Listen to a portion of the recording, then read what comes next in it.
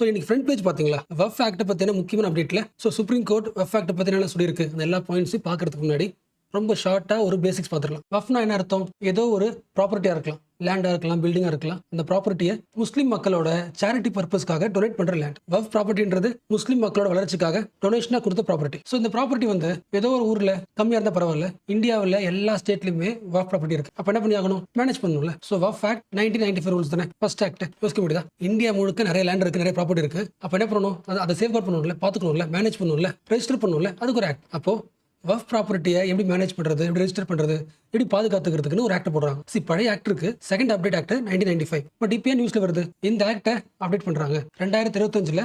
புதுசாக அமெண்ட்மெண்ட் பண்ணி சில பாயிண்ட்ஸ் ஆட் பண்றாங்களா? அந்த பாயிண்ட்ஸ் யாருக்கு பிடிக்கல? முஸ்லீம் ஆர்கனைசேஷனுக்கு பிடிக்கல. ஏன் பிடிக்கல? ஃபர்ஸ்ட் பார்த்தோம்ல, ஒரு முஸ்லீம் மக்களோட வளர்ச்சிக்காக ஒரு ப்ராப்பர்ட்டி டொனேட் பண்றோம்னா அது வக்ஃப் ப்ராப்பர்ட்டி. பட் அவ்வளோ சிம்பிளா வக்ஃப் ப்ராப்பர்ட்டியை கிரியேட் பண்ண முடியாது. அதான் ஃபர்ஸ்ட் பாயிண்ட். ஸோ ரூல்ஸை டைட்டன் பண்ணிருக்காங்க. யோசிக்க முடியுதா? ஃபார் எக்ஸாம்பிள், ஒரு லேண்ட் வச்சுக்கலாம். இந்த லேண்டை வக்ஃப் ப்ராப்பர்ட்டியை மாற்றணும்னா அதுக்கான ரூல்ஸ் இருக்கும்ல, கண்டிஷன்ஸ். அதை ஸ்ட்ரிக்டாக இருக்காங்க. வக்ஃப் ப்ராப்பர்ட்டியை மிஸ்யூஸ் பண்றாங்க, அந்த பேர்ல வாங்கிட்டு மிஸ்யூஸ் பண்றாங்க. அப்போ ஒரு நார்மல் லேண்ட் வக்ஃப் ப்ராப்பர்ட்டியை மாறுதுன்னா அதுக்கு என்ன தேவை? ஸ்ட்ரிக்ட் ரூல்ஸ் தேவை. ஸோ அதுக்கு ஆக்ட் தான் 2025 அமெண்ட்மெண்ட் ஆக்ட். உங்களுக்கு தெரியும். அடுத்து, இந்தியா முழுக்க நிறைய ப்ராப்பர்ட்டி இருக்கு. யார் எதுக்கு யூஸ் பண்றதுன்னு தெரியல. அப்ப என்ன பண்ணணும்? எல்லாருமே வக்ஃப் ப்ராப்பர்ட்டியை ரெஜிஸ்டர் பண்ணுங்க. ஒருவேளை உங்களோட ரெக்கார்ட் செக் பண்ணும்போது ரெக்கார்ட் சரியா இல்லைன்னா ஒரு கவர்மெண்ட் ஆஃபீஸர் நினைச்சா வக்ஃப் ப்ராப்பர்ட்டியை வாங்கிக்கலாம். வாங்கிட்டு சாதாரண ப்ராப்பர்ட்டியை மாத்திரலாம். அதாவது கவர்மெண்ட் கொடுத்துடலாம். ஓரளவுக்கு புரியுதா?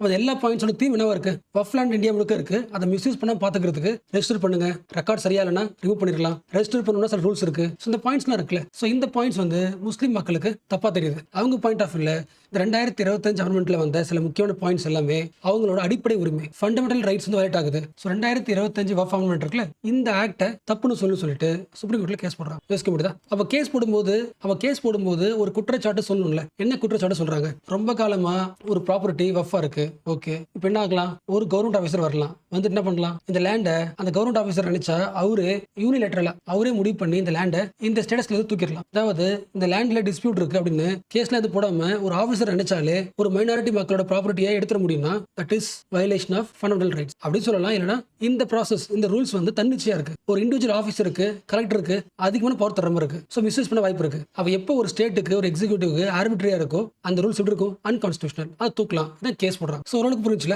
இப்போ அடுத்து பார்க்க போறது, சுப்ரீம் கோர்ட் இந்த வக்ஃப் ஆக்டை அனலைஸ் பண்ணி என்ன சொன்னுச்சு? ஒரு 4-5 பாயிண்ட் சொன்னுச்சு. அந்த பாயிண்ட்டை பார்த்துட்டா இந்த news over. In fact news over சொல்றதை விட இது முக்கியம். உங்களுக்கு ஒரு சுப்ரீம் கோர்ட் ஒரு ஆக்ட் அனலைஸ் பண்ணும்போது எந்த மாதிரி பாயிண்ட்ஸ்ல தப்பு யோசிக்குது? ஓகே, பார்க்கலாம். ஃபர்ஸ்ட் முக்கியமான பாயிண்ட், இந்த முழு தீர்ப்பு வர வரைக்கும் இந்த ஆக்ட் என்ன பண்ணலாம்? ஒரு டெம்பரரியா ஸ்டே பண்ணி வச்சுக்கலாம், பாஸ் பண்ணிடலாம். அதாவது வெயிட்டிங்ல இருக்கட்டும். இதான் ஃபர்ஸ்ட் பாயிண்ட். வழக்கமா பண்றது. ஒரு ஆக்ட் பார்லிமெண்ட் போடுது, பார்லிமெண்ட் உருவாக்குற சட்டமா இருந்தாலும் அந்த ஆக்ட் சொசைட்டில ஒரு குழப்பத்தை உருவாக்குதுன்னா சுப்ரீம் கோர்ட் என்ன பண்ணலாம்? ஸ்டே பண்ணலாம். அது பண்ணிடுச்சு. ஸ்டே பண்ண என்ன பண்ணுது? விசாரிக்கிறது. அதை விசாரிச்சு அனலைஸ் பண்ணும்போது ஃபர்ஸ்ட் ஒரு பாயிண்ட் சொல்லிடுச்சு.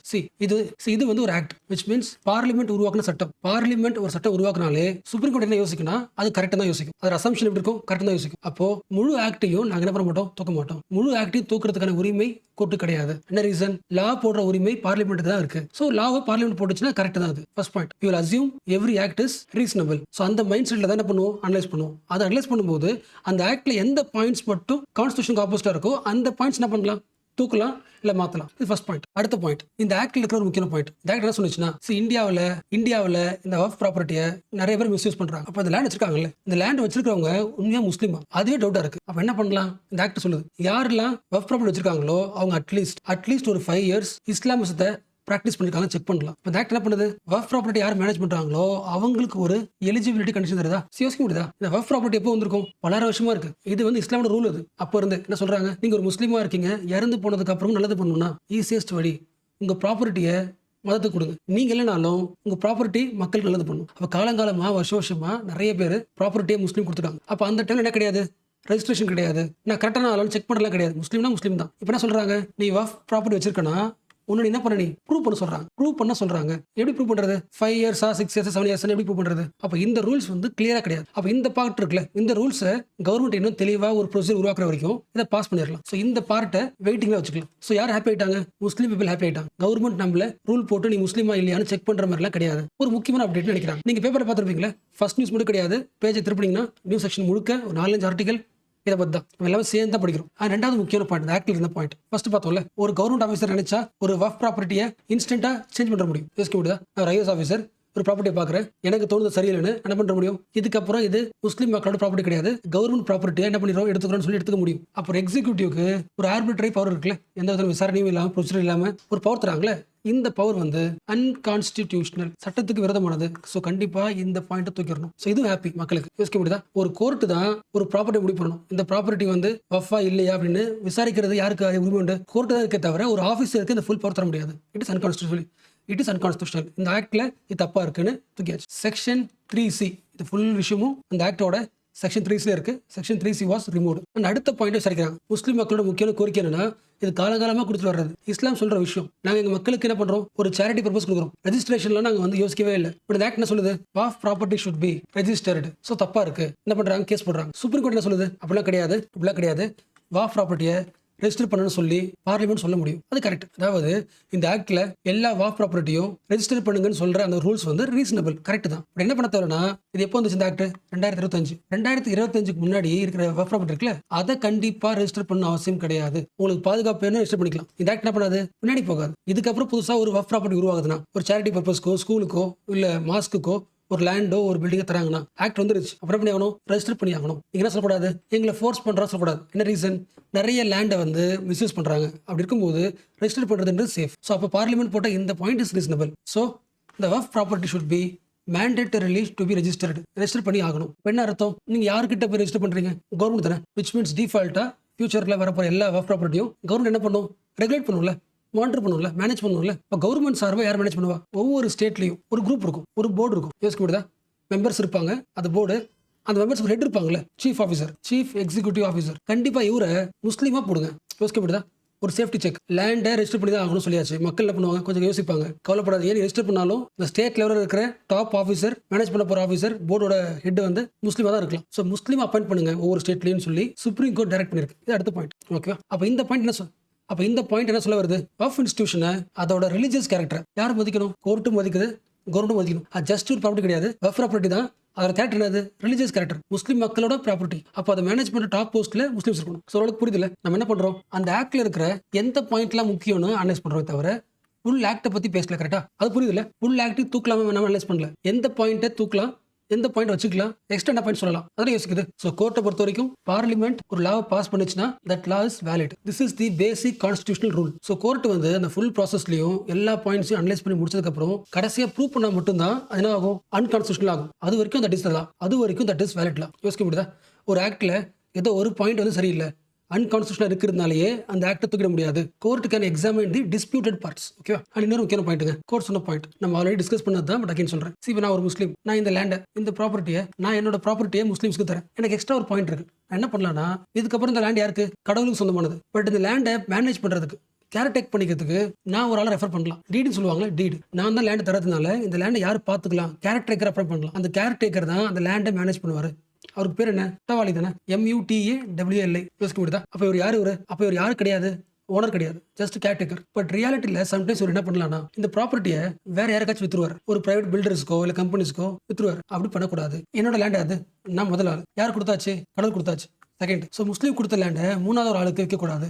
ஆல்ரெடி இருக்கு, பட் ரியாலிட்டியில ப்ராக்டிஸ் பண்ணல. இப்போ கோர்ட் நம்பர் இருக்கு, இந்த பாயிண்ட்ஸ் இருக்கு. என்ன சொல்லிருக்கு, ஈவன் ஒரு லேண்ட் இருக்கு வச்சுக்கலாம், ஒரு வஃப் ப்ராப்பர்ட்டி இருக்கு வச்சுக்கலாம். அது ஈவன் வந்து டிஸ்பியூட்டட் ப்ராப்பர்ட்டியா இருந்தாலும், இது யாருக்கு சொந்தம், யார் மேனேஜ் பண்ற அப்படின்னு டிஸ்பியூட் இருந்தாலும், கான்ஃபிளிக்ட் இருந்தாலும், அந்த மாதிரி லேண்டை கூட தேர்ட் பார்ட்டிக்கு ட்ரான்ஸ்ஃபர் பண்ணக்கூடாதுன்னு சொல்லியாச்சு. அப்போ என்ன ஆகுது, முஸ்லீம் மக்களை விட்டு அந்த லேண்ட் என்ன ஆகாது, இனிமே ஒரு தேர்ட் பர்சன் போகாதுல. எஸ். ஸோ இதெல்லாம் தான் டிஸ்கஸ் பண்ண முக்கியமான பாயிண்ட்ஸ். ஸோ முஸ்லீம் கம்யூனிட்டி இப்போ ஹாப்பியா இருக்கிறதுக்கான ஒரு 3 முக்கியமான பாயிண்ட்ஸ் இன்ட்ரோடக்ஷன் பண்ணலாம். ஃபர்ஸ்ட், நீங்க இஸ்லாமா, நீங்க ஒரு 5 year ப்ரூஃப் கேட்டிருந்தாங்களே, அது இப்போ தேவை கிடையாது. எப்போ வரைக்கும் கிளியர் ப்ரொசீஜர் பார்லிமெண்ட் உருவாக்குற வரைக்கும். இது ஃபர்ஸ்ட் பாயிண்ட். செக்ஷன் 3C தூக்கிட்டாங்கல்ல, ஒரு ஆஃபீஸர் நினைச்சா ப்ராப்பர்ட்டி மாற்ற முடியும் பார்த்தோம்ல, அது தூக்குனதும் ஹாப்பி. அடுத்து வாஃப் ப்ராப்பர்ட்டியை அதாவது 2025 முன்னாடி ரெட்ரோஸ்பெக்டிவா போயிட்டு எல்லாரும் என்ன பண்ணி ஆகணும், ரெஜிஸ்டர் பண்ணணும். பாயிண்ட் வச்சுல என்ன சொல்லிட்டாங்க, இதுக்கப்புறம் நியூ வாஃப் ப்ராப்பர்ட்டி மட்டும் தான் ரெஜிஸ்டர் பண்ணணும். அவங்களுக்கு மேனேட்டரி, யாருக்கு கிடையாது மேனேட்டரி. இதுக்கு முன்னாடி ஆல்ரெடி ரொம்ப காலம் வச்சிருக்கீங்கன்னா கன்ஃபார்மா ரெஜிஸ்டர் பண்ணிக்காங்களா செக் பண்ண தேவையில்லை, அந்த ரூல்ஸே கிடையாது. இந்த 3 காரணங்களுக்காக இந்த இன்ட்ரீம் ஆர்டரை மைனாரிட்டி மக்கள் அப்ரிஷியேட் பண்றாங்க. இந்த ஹெட்டிங்லேயே புரிஞ்சுல, opposition party welcome the Supreme Court order on Waqf Act. இது உங்களுக்கு தெரிஞ்சிருக்கும்.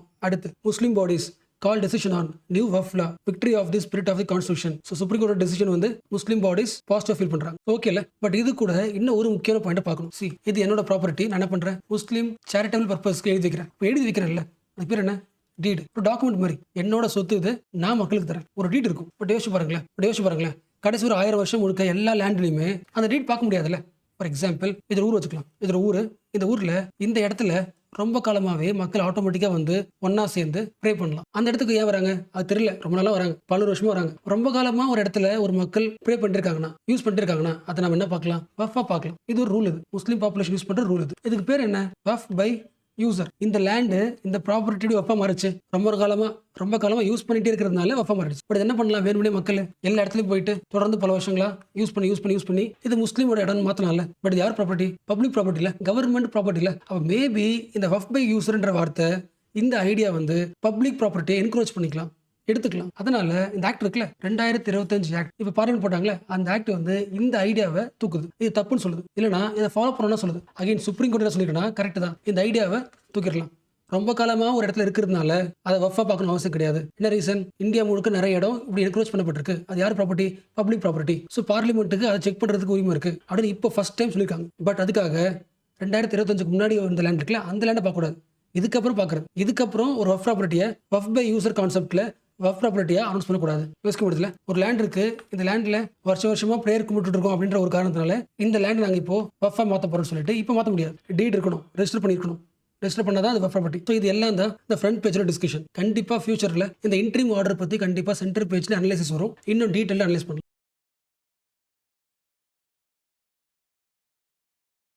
ஸோ கிளாஸ்க்குள்ள போகிறதுக்கு முன்னாடி ஒரு சில பேசிக்ஸ் தெரிஞ்சுக்கணும். ஃபர்ஸ்ட் ஒரு எக்ஸாம்பிள் சொல்கிறேன், புரியுதான்னு பாருங்க. ஸோ ஃபர்ஸ்ட் எக்ஸாம்பிள், நம்ம எஜுகேஷன் மினிஸ்ட்ரி இருக்குல்ல, அது ஒரு பிளான் பண்ணி வச்சுக்கலாம். என்ன பிளான், பசங்களுக்கு ஸ்கூல்ல மீல்ஸ் தரலாம் முடிவு பண்ணிடுச்சு. அந்த மீல்ஸ் போடுறதுக்கு ஃபர்ஸ்ட் என்ன தேவை, ரைஸ், பல்சஸ் இதெல்லாம் தேவையில்ல. அப்போ எஜுகேஷன் மினிஸ்ட்ரி இந்த பொருள்லாம் எங்க வாங்கும், கடைக்கு போய் வாங்குமா, வாங்காதுல. இப்போ அடுத்து யோசிங்க, இமீடியட்டா அடுத்த 6 மாசத்துல கவர்மெண்ட்டுக்கு நிறைய வேக்சின்ஸ் தேவைப்படுது ஒரு நோயை குணப்படுத்துறது. அப்போ யார்கிட்ட போயிட்டு எங்களுக்கு இவ்வளவு வேக்சின்ஸை உற்பத்தி பண்ணி கொடுக்குன்னு கேட்கும். ஏதாவது ஒரு கம்பெனிக்கு போகுமா, கிடையாது. இப்படி யோசிங்க, நம்ம சயின்ஸ் அண்ட் டெக்னாலஜி மினிஸ்ட்ரி, நம்ம காலேஜ்ல லேப் இருக்குல்ல. ஸோ கவர்மெண்ட் காலேஜ்ல ஒரு லேப் இருக்கு.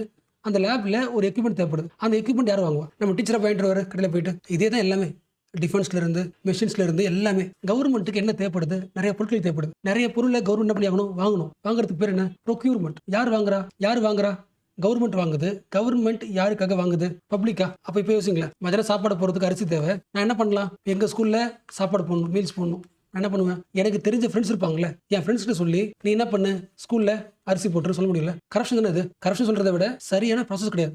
எனக்கு பிடிச்சாலும் என்ன பண்ணிடுறேன், நான் இந்த வேலை கொடுத்துறேன். எனக்கு ஒரு எக்யூப்மெண்ட் வாங்கணும்னா எனக்கு பிடிச்சாலும் என்ன பண்ண முடியும், வாங்கிட முடியும். ஃபர்ஸ்ட் புரிஞ்சா, கவர்மெண்ட் ஒரு பொருளை வாங்குதுன்னா அதுக்கு ஒரு ரூல்ஸ் பாலிசி போடலன்னா தனக்கு பிடிச்சாலும் என்ன பண்றோம், வாங்கிடும். தனக்கு பிடிச்ச கம்பெனிகிட்ட போய் பொருள் வாங்கிடும். தனக்கு பிடிச்ச ஃப்ரெண்ட்ஸ் கிட்ட போயிட்டு நம்ம என்ன பண்ணுவோம், ஒரு பொருள் வாங்கிட்டு வந்துடும். அப்போ இந்த கரப்ஷனை, அப்போ இந்த ஒப்பேக்னஸை சரி பண்றதுக்கு பப்ளிக் ப்ரொக்யூர்மெண்ட் பாலிசி இருக்கு. மக்களுக்காக நம்ம ப்ரொக்யூர் பண்றதுக்கு ஒரு பாலிசி இருக்கு. என்ன பண்ணணும், எல்லா கவர்மெண்ட் டிபார்ட்மெண்ட்டும் எது வாங்கினாலும் சரி, கவர்மெண்ட் ஆன்லைன்ல அமேசான் மாதிரி ஒரு வெப்சைட் இருக்கு, government E market. For example, உங்களுக்கு அரிசி வேணுமா, அரிசின்னு போடுங்க. அதில் லிஸ்ட் ஆஃப் ஆப்ஷன்ஸ் வரும். அதில் எது உங்களுக்கு வந்து கட்டுப்படி ஆகுதோ அவங்களை சூஸ் பண்ணுங்க. ஸோ ஜஸ்ட் ஒரு கவர்மெண்ட் இ மார்க்கெட் பாலிசின்னு உருவாக்கி கம்ப்ளீட்டா எல்லா டிபார்ட்மெண்ட்ஸும் ஒரு பொருள் வாங்குறதுல என்ன உருவாக்கியாச்சு, டிரான்ஸ்பரன்சி உருவாக்கியாச்சு. ஸோ இது பேசிக்ஸ் எல்லாருக்கும் தெரியும். ஸோ ஃபர்ஸ்ட் இது புரிஞ்சுல, கவர்மெண்ட் இ மார்க்கெட் பிளேஸ் வந்ததுனால எவ்வளவு பெரிய பாசிட்டிவ். கம்ப்ளீட் டிரான்ஸ்பரன்சி ஆயிடுச்சுல, கரப்ஷன் பண்ண முடியாது, நமக்கு பிடிச்ச ஆள் கிட்ட கான்ட்ராக்ட் தர முடியாது, டெண்டர் விடுறதுனா கூட டிரான்ஸ்பரன்சி இருக்குமா. பட் இதுல ஒரு நெகட்டிவ் இருக்கு வச்சுக்கலாம், ஒரு முக்கியமான நெகட்டிவ் இருக்கு. யோசிக்க முடியுதா, நீங்க ட்ரை பண்ணுங்க. First the most important limitation என்னன்னா, ஒரு கவர்மெண்ட் டிபார்ட்மெண்ட் அந்த வெப்சைட்ல போயிட்டு சர்ச் பண்ணும்போது நிறைய பொருள் வருமா. ஃபார் எக்ஸாம்பிள், எங்க கவர்மெண்ட் காலேஜுக்கு ஒரு 10 லேப்டாப் தேவை. லேப்டாப்னு சர்ச் பண்ணும், லேப்டாப்லாம் வரும். எந்த லேப்டாப் வாங்குறது யாரு, கவர்மெண்ட் டிபார்ட்மெண்ட். என்ன பண்ணும், இருக்கிறதுலே மோஸ்ட் சீப்பஸ்ட் வாங்கும். இது ஒன்று சூஸ் பண்ணியாச்சு. அடுத்து என்ன ஆகும், நீ எந்த பொருள் சூஸ் பண்ணியோ அது அடுத்த லெவல் போகும், டிபார்ட்மெண்ட்டுக்கு போகும், மினிஸ்ட்ரிக்கு போகும். அவங்க என்ன பண்ணி ஆகணும், அப்ரூவல் தரணும். அப்போ இ மார்க்கெட்டா இருந்தாலும் இந்த ப்ராசஸ்ல 2 டிமெரிட். ஒன்று, எல்லா கவர்மெண்ட்ஸும் சூஸ் பண்ற பொருள் எப்படி இருக்கு, சீப்பா இருக்கும். ஏன்னா எல்லாமே காசு தானே. அப்படி சீப்பா முடிவு பண்ணும்போது எதை நீ மிஸ் பண்ணிடுற, குவாலிட்டி மிஸ் பண்ணிடுற. ரெண்டாவது முக்கியமானது, நியூ ஸ்டார்ட் அப்ஸை கண்டுக்க மாட்டேன். இது ஒன்று. அடுத்து, நீ சூஸ் பண்ணது அப்ரூவல் ஆயிட்டு அவங்ககிட்ட பொருள் வாங்குறதுக்குள்ள என்ன ஆயிடும், டிலே ஆயிடும்ல. என்ன சொல்ல புரிஞ்சா, ஃபர்ஸ்ட் சொன்னதான், நம்ம டிபார்ட்மெண்ட்டுக்கு, நம்ம ஹெல்த் மினிஸ்ட்ரிக்கு வேக்சின் வேணும். எனக்கு தெரிஞ்சு போச்சு, இந்தியாவில் பெஸ்ட் வேக்சின் வந்து இந்த இண்டஸ்ட்ரியில ப்ரொடியூஸ் பண்றாங்க தெரிஞ்சு போச்சு. பட் நான் என்ன பண்ண முடியாது, டைரக்டா போய் அவங்க கிட்ட வாங்க முடியாது. அது என்ன கிடையாது, டிரான்ஸ்பரன்சி கிடையாதுல்ல, அது ஒரு ப்ரொசீஜர் கிடையாதுல்ல. அதை ஸ்டாப் பண்றது என்ன பண்ணும், வெப்சைட் இருக்கும், அந்த வெப்சைட்ல என்ன பண்ணும், அப்ளை பண்ணணும். இப்போ நான் வேக்சின் சர்ச் பண்ணும்போது யாரெல்லாம் வேக்சின் ப்ரொடியூஸ் பண்ண ரெடியாக இருக்கேன், எல்லாருமே என்ன பண்ணுவாங்க, சப்மிட் பண்ணுவாங்க. அந்த சப்மிட் பண்ணதை பார்த்து என்ன பண்ணும், இவனை இதில் சூஸ் பண்ணி ரீசன் கொடுத்து தான் என்ன பண்ணும், அப்ரூவல் பண்ணணும். அப்புறம் டேரெக்டாகவே வாங்கினா டைம் எவ்வளோ சேவ் ஆகும். அப்போ சில முக்கியமான விஷயத்துக்கு டிஃபென்ஸுக்கு, சயின்ஸ் அண்ட் டெக்னாலஜிக்கு எது முக்கியம்? குவாலிட்டி முக்கியம். அப்போ நம்ம என்ன பண்ணக்கூடாது? கவர்மெண்ட் மார்க்கெட் பிளேஸ்ல போயிட்டு இந்த பொருள் இது ரொம்ப சீப் அப்படி சூஸ் பண்ண முடியாது. எது குவாலிட்டின்னு பார்க்கணும், குவாலிட்டியும் பார்க்கணும். அண்ட் இந்த கவர்மெண்ட் மார்க்கெட் பிளேஸ்ல மட்டுமே வாங்கிட்டு இருந்தா டிலே ஆகும். அப்போ என்ன பண்ணி ஆகணும்? டேரக்டா போய் வாங்கணும். இப்போ சில முக்கியமான விஷயத்துக்கு மட்டும் குவாலிட்டிக்காகவும் டைமுக்காகவும் டேரக்டா போய் வாங்குற மாதிரி சில ரூல்ஸ் என்ன பண்ணி ஆகணும், மாற்றணும்ல. ஸோ அதை பத்தி பேசுற ஆர்டிகல் தான் இந்த article. Unlocking innovations with India's procurement reform. India procure பண்ணது சீப்பாக வாங்கிட்டு இருக்கு. சீப் முக்கியம் தான், டிலே ஆகுது. பட் வாங்குற பொருள் எப்படி இருக்கு? நீங்கள் சீப்பை மட்டுமே பார்த்தீங்கன்னா இன்னோவேஷன் ஆகிடும் இருக்காது. ஸ்டார்ட் அப்ஸால அந்த இடத்த பிடிக்க முடியாது. ஒரு ஸ்டார்ட் அப் ஒன்று ஆரம்பிக்கும் போது சீப்பாக இருக்கணும் அவசியம் கிடையாது. புதிய கண்டுபிடிப்பு, டைம் ஆகலாம், காஸ்ட்லியாக இருக்கலாம். அப்போ என்ன பண்ணலாம்? சில ஐடியாஸ் கொடுத்துருக்கு, அது எல்லாத்தையும் பார்க்கலாம். ஸோ ஃபர்ஸ்ட் இது சொல்லுங்க, இது வரைக்கும் என்னென்ன கீவேர்ட்ஸ் பார்த்தோம்? Public procurement policies. அகைன் சொல்லிடுறேன், நம்ம என்ன பேசுகிறோமோ அது எல்லாமே ஹேண்ட் அவுட்ல இருக்கும். பட் டிஃபரன்ஸ் இருக்கு. ஹேண்ட் அவுட்ல 4 பேஜ் 5 பேஜ் இருக்கும். அந்த 5 பேஜ் எக்ஸாம் யூஸ் பண்ண முடியாது. ஹேண்டோட பர்பஸ் என்னன்னா கிளாஸோட சம்மரி. நீங்க ரீட் பண்ணி பார்க்கறதுக்கான ஒரு ஸ்பேஸ். நீங்க ரீட் பண்ணி பார்த்து முடிச்ச உடனே எது முக்கியமான கீவேர்ட்ஸோ அதை எடுத்து பண்ணுவீங்க, செல்ஃப் நோட்ஸ் எடுத்துக்கணும். எக்ஸாம் போறதுக்கு முன்னாடி செல்ஃப் நோட்ஸ்ல படிக்கிறதா இஸ் பெஸ்ட். அது உங்களுக்கு தெரியும், யூனிவர்சல் ரூல். பட் அந்த செல்ஃப் நோட் கூட ஹேண்ட் அவுட்ல இருந்து எடுக்கிறத விட கிளாஸ் பார்த்து எடுக்கிறது மோஸ்ட் பெனிஃபிஷியரி. மைண்ட்ல பயங்கரமா உட்காரும். ஓகேவா? லேர்ன் பண்றீங்க, ப்ராக்டிஸ் பண்றீங்க. ஸோ முடிஞ்ச அளவுக்கு ஹேண்ட் அவுட் தரது பர்பஸ் என்னன்னா, நிறைய பேர் தமிழ் ஸ்டூடெண்ட்ஸ் ஸ்பெல்லிங் மிஸ்டேக் வரும், படிக்க தெரியாது.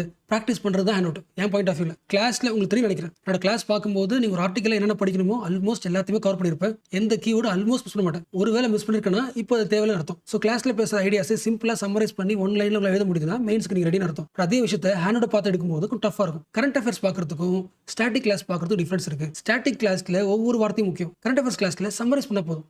கீவேர்ட்ஸ், கீ பாயிண்ட்ஸ் ஒன்லைன் எதுனா போதும், ஸ்டோரி எழுத தேவையில்லை. ஸோ நீங்கள் குட்டி குட்டியாக கீவேர்ட்ஸ் நோட் பண்ணிக்கிட்டு அப்புறம் என்ன பண்ணலாம், செகண்டரியா ஹேண்ட் அவுட் பார்க்கலாம். ஹேண்ட் அவுட்ல எந்த பாயிண்ட்ஸ் மிஸ் ஆயிருக்கோ அது முக்கியமான பார்த்துட்டு அதை கோட் பண்ணிக்கலாம். ஸோ கிளாஸை பார்த்து லைவ்ல நோட்ஸ் எடுக்கிறது தான் பெஸ்ட். ஹேண்ட் அவுட்ஸை செகண்ட் ரெஃபரன்ஸாக பயன்படுத்திங்க. பிரைமரி டெக்ஸ்ட் யூஸ் பண்ணாதீங்க. எதுக்கு? Current affairs. கரண்ட் அஃபேர்ஸ்க்கு என்ன கிடையாது, ஒரு புக் கிடையாது, இட்ஸ் எ பேப்பர். அப்போ என்ன இருக்கு, உங்களுக்கு ஒரு லிபரேஷன் இருக்கு.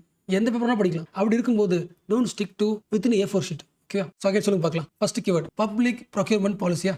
இந்த பாலிசி ஏன் முக்கியம்? கவர்மெண்ட் ஒரு கஸ்டமர் இல்லை, அவங்களே ஒரு கன்சியூமர்ஸ் தானே. நிறைய பேர் வாங்க வேண்டியது இருக்கு.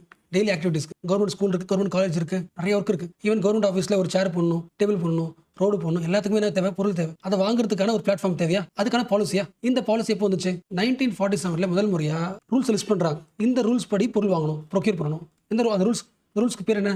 General financial rules 1947. காலத்துக்கு ஏற்ப இந்த ஃபினான்ஷியல் ரூல்ஸை அப்டேட் பண்ணிட்டே வருவாங்க, எப்படி வாங்கணுன்றது. அல்டிமேட் எய்ம் என்ன? இந்த ரூல்ஸை ஃபாலோ பண்ணா குறைஞ்சபட்சம் கரப்ஷன் ஸ்டாப் பண்ணலாம். நம்ம வாங்குறது பப்ளிக் மணியில், அப்போ எப்படி கரெக்டாக வாங்கணும், பப்ளிக் மணியை கரெக்டாக யூஸ் பண்ணலாம், வைஸ்லி யூஸ் பண்ணலாம். இன்னொன்று முக்கியமானது ஃபேர்னஸ் தானே. ரூல்ஸ் ஃபாலோ பண்ணீங்கன்னா ரூல்ஸ் என்ன பண்ணும், எல்லாரையும் ஒரே மாதிரி பார்க்கும். அப்போ உங்களுக்கு பிடிச்ச ஒரு ஆள் கிட்ட இருந்து வாங்குவீங்களே, அதை தவிர்த்துட்டு யார் கரெக்டான ஆள், ஃபேர் பாலிசி உருவாக்க முடியும், ஃபேர் ப்ரைஸை கண்டுபிடிக்க முடியும். அப்போ இதெல்லாம் சேர்த்து கரப்ஷனையும் கண்ட்ரோல் பண்ணணும், பப்ளிக் மணி கரெக்டாக யூஸ் பண்ணணும், ஃபேர் பாலிசியாக இருக்கணும்னா அதோட ரிசல்ட் என்ன வந்துச்சு? Government market place. ரொம்ப சிம்பிளாக சொல்லணும்னா ஆன்லைன் ஷாப்பிங் போர்ட்டல். பட் யார் வாங்குவா? Only ministries can buy. அப்போ இந்த போர்ட்டலில் நிறைய டைம்ஸ் வாங்கலாம், பட் பேசிக்காக ஃபாலோ பண்ணுற ஒரு பேட்டர்ன் இருக்கு. ஃபார் எக்ஸாம்பிள், இந்த இயரில் இல்லை இந்த அடுத்த ஒரு 6 மாதத்தில் நம்ம டிபார்ட்மெண்ட்டுக்கு என்னென்ன பொருள்லாம் தேவை, ஓகே இந்த பொருள்லாம் தேவையா? ஸோ என்ன பொருள் தேவை என்ன பண்ணியாச்சு, கண்டுபிடிச்சாச்சு, ஐடென்டிஃபை பண்ணியாச்சு. அடுத்து இந்த மார்க்கெட் பிளேஸ்ல என்ன பண்ணலாம், டெண்டர் விடலாம். இந்த பொருளை எங்களுக்கு யார் உற்பத்தி பண்ணி தரீங்க, நல்ல காஸ்ட்ல டெண்டர் விடலாம். எல்லாரும் என்ன பண்ணுவாங்க, என் பொருள் இவ்வளோ குவாலிட்டியாக இருக்கும், இந்த பிரைஸ்ல இருக்கும், என்ன பண்ணுவாங்க, லிஸ்ட் பண்ணுவாங்க. அப்போ கவர்மெண்ட்டுக்கு ஏற்ற குவாலிட்டியில பிரைஸ்ல என்ன பண்ணிக்கலாம், நம்ம சூஸ் பண்ணிக்கலாம். இவாலுவேஷனுக்கு அப்புறம் யார் பெஸ்ட்டோ அவங்களுக்கு அந்த கான்ட்ராக்டை கொடுத்துடலாம். அடுத்து என்ன பண்ணுவாங்க, கேக் இருக்குல்ல, கம்ப்ட்ரோலர் ஆடிட்டர் ஜெனரல், என்ன பண்ணுவாங்க, ட்ராக் பண்ணுவாங்க, மானிட்டர் பண்ணுவாங்க. கரெக்டாக தான் வாங்கிருக்கீங்களா, பப்ளிக் மணி சரியாக தான் ஸ்பெண்ட் ஆயிருக்க, என்ன பண்ணுவாங்க, செக் பண்ணுவாங்க. ஸோ இதான் ப்ரொசீஜர். ஓகே, ஸோ இந்த ப்ரொசீஜர்ல இப்போ அப்டேட், இப்போ இந்த அப்டேட் 2024 அப்டேட் என்னன்னா, ரிசர்ச் அண்ட் டெவலப்மெண்ட் இன்ஸ்டிடியூஷன்ஸ் இருக்குல்ல, இவங்களுக்கு எக்ஸப்ஷன் தரப்படுகிறது. இவங்க அந்த ஆன்லைன் தான் வாங்கணும் அவசியம் கிடையாது. டிலே ஆகுது, குவாலிட்டி கிடைக்க மாட்டேங்குது. அப்போ என்ன பண்ணலாம், எங்க குவாலிட்டி கிடைக்குதோ டேரக்டா என்ன பண்ணிக்கலாம், வாங்கிக்கலாம். ஃபாரின்லயும் வாங்கலாம். உங்களுக்கு புரியுதுல? யாரெல்லாம் ரிசர்ச் இருக்காங்களோ they don't have to buy in GM. They can raise the direct purchase spending. டைரக்டா பர்ச்சேஸ் பண்ண முடியும். அப்போ ஜெனரல் ஃபினான்ஷியல் ரூல்ஸ்ல இருந்து R&D எக்ஸப்ஷன் தராங்கன்னா ஒரு மெயின் ரீசன் என்ன, ரெட் டேபிசம் சரி பண்றது. அதாவது ரிசர்ச் பண்றவங்களுக்கு ஒரு பொருள் உடனே தேவைப்படும். பட் நான் பொருள் சூஸ் பண்ணதுக்கு அப்புறம் டெண்டர் விட்டு கான்ட்ராக்ட் வந்து அப்புறம் அவங்க தரதுக்குள்ள டிலே ஆயிடுது. அவ கவர்மெண்ட் டிலே பண்றதுனால ரிசர்ச் என்ன ஆகுது, ஸ்லோ ஆகுதுல்ல. அது பேர் என்ன, ரெட் டேபிசம். இது ஒன்று பண்றாங்க. அட் தி சேம் டைம் ரொம்ப சின்ன பர்ச்சேஸ்லாம், ஒரு ஸ்மால் பர்ச்சேஸ்க்கு கூட மல்டிபிள் அப்ரூவல் வாங்குறதுலாம் இருக்குல்ல, இதெல்லாம் தூக்கிடலாம். அப்போ அடுத்த பாயிண்ட், ஸ்மால் பர்ச்சேஸ்னா என்ன, 2 lakhs வச்சுக்கலாம். உங்க லேப்ல ஒரு பொருள் தேவைப்படுது, அந்த எக்யூப்மெண்டோட விலை வந்து 2 லட்சத்துக்கு கம்மியா இருக்குன்னா அப்ரூவல்லாம் தேவையில்லை, டேரக்டா நீங்களே வாங்கிடலாம். யோசிக்க முடியுதா? அந்த சின்ன பொருள் வந்து புதுசாக ஆரம்பிச்ச ஒரு ஸ்டார்ட் அப் இருக்கலாம், அந்த ஸ்டார்ட் அப் பத்தி உங்களுக்கு தெரிஞ்சிருக்கலாம், அங்கே வாங்குறது பெஸ்ட் யோசிக்கலாம், வாங்கிடலாம். ஸோ என்ன ஆகுது, ஸ்டார்ட் அப் என்கரேஜ் பண்றோம், டிலே குறையுது, குவாலிட்டியை பூஸ்ட் பண்றோம், இன்னோவேஷன் அதிகமாக்குறோம். நம்ம என்ன பண்றோம், நம்ம ரிசர்ச்சுக்கு எது தேவை அதுக்கு ஒரு ஸ்டார்ட் அப் கிட்ட பொருள் வாங்குறோம், என்கரேஜ் பண்றோம். இது எல்லாத்தோட முக்கியமான பாயிண்ட். What is procurement? ஒரு பொருள் வாங்குறதா, ஓகே எந்த மாதிரி பொருள் வாங்க போறீங்க, ப்ரொக்யூர் பண்றோம்ல, பொருள் வாங்குறோம்ல, அதுக்கான பாலிசி ரெடி பண்றோம்ல, இந்த பாலிசியோட philosophy மாறிக்கிட்டே இருக்கும். ஃபார் எக்ஸாம்பிள் இந்தியாவோட philosophy என்ன? ப்ரொக்யூர் பண்ணு, எது சீப்போ ப்ரொக்யூர் பண்ணு. அப்போ இந்தியாவோட ப்ரொக்யூர்மெண்ட் பாலிசியோட மெயின் எய்ம் என்ன? டு பை தி சீப் குட்ஸா. அந்த ஐடியா வந்து வெளியே வாங்க. என்ன ரீசன்? நம்ம பார்த்தோம்ல, எந்த கண்ட்ரி ஃபியூச்சரில் குளோபல் பவராக இருக்கும், எந்த கண்ட்ரி டெக்னாலஜி ஸ்ட்ராங்காக இருக்கோ தட் இஸ் குளோபல் பவரா. ஒரு கண்ட்ரி எப்படி டெக்னாலஜி ஸ்ட்ராங்காக இருக்கலாம், அதுக்கு ப்ரொக்யூர்மெண்ட்டை பயன்படுத்தலாம். யோசிக்க முடியுதா? அதாவது கவர்மெண்ட் ஒரு பொருளை ப்ரொக்யூர் பண்ணுச்சுன்னா, வெப்சைட்ல ப்ரொக்யூர் பண்ணுதுன்னா, வெப்சைட்ல ப்ரொக்யூர் பண்ணுதுன்னா எந்த மாதிரி பொருளை ப்ரொக்யூர் பண்ணும்? நிறைய லிஸ்ட் ஆகும், டெண்டர் நிறைய வரும். யாரு கான்ட்ராக்ட் தர போறோம்? எந்த கான்ட்ராக்ட் வந்து புதிய கம்பெனியா இருக்கும், ஸ்டார்ட் அப்ஸா இருக்கும், அண்ட் ஆல்சோ அந்த பொருள்ல இன்னோவேஷன் இருக்கும், நியூ டெக்னாலஜி உருவாக்கிருக்காங்கன்னா அந்த பொருளை பண்ணுங்க, ப்ரொக்யூர் பண்ணுங்க. ஐடியா மாத்திரம் இல்ல, எது சீப்புன்னு பாருங்க, எது குவாலிட்டி பாருங்கன்னு ஃபர்ஸ்ட் பார்த்தோம். அப்படி கிடையாது. கவர்மெண்ட் மஸ்ட் ப்ரொக்யூர் தி அட்வான்ஸ் டெக்னாலஜி. இந்த லிஸ்ட் ஆஃப் டெண்டர்ல எது வந்து அட்வான்ஸ் டெக்னாலஜி இருக்கோ அதை ப்ரொக்யூர் பண்ணுங்க. யோசிக்க முடியுதா? அப்போ கவர்மெண்ட்டே வந்து ஒரு எக்ஸாம்பிள் சொல்றேன், ஒரு 100 லேப்டாப் வாங்க போது அந்த 100 லேப்டாப்லயும் அட்வான்ஸ் டெக்னாலஜி இருக்கிற மாதிரி ஒன்று வாங்குதுன்னா இந்தியாவில் யார் வருவா? அந்த அட்வான்ஸ் டெக்னாலஜியை ப்ரொடியூஸ் பண்ற மாதிரி கம்பெனிஸ் வரும். ஸ்டார்ட் அப்ஸ் என்ன பண்ணுவாங்க? நிறைய உருவாக்குவாங்க. அடுத்து என்ன யோசிப்பாங்க? அடுத்த வருஷமும் கவர்மெண்ட் இந்த லேப்டாப் வாங்கும், அட்வான்ஸ்டா வாங்கும். நம்ம என்ன பண்ணலாம்? இதை விட அட்வான்ஸ்டா ஒன்று உற்பத்தி பண்ணிட்டா, ரெடி பண்ணிட்டா கவர்மெண்ட் நமக்கு என்ன பண்ணும்? நம்ம கிட்ட இருந்து வாங்கும். என்ன உருவாகுது? கவர்மெண்டோட ப்ரொக்யூர்மெண்ட் பாலிசி வழியாகவே ஒரு கண்ட்ரியில சயின்டிபிக் டெவலப்மெண்ட் உருவாக்க முடியும், டெக்னாலஜிக்கல் அட்வான்ஸ்மெண்ட் உருவாக்க முடியும். எதை பொறுத்து இருக்கு? நீ ப்ரொக்யூர்மெண்ட் எப்படி பார்க்குற?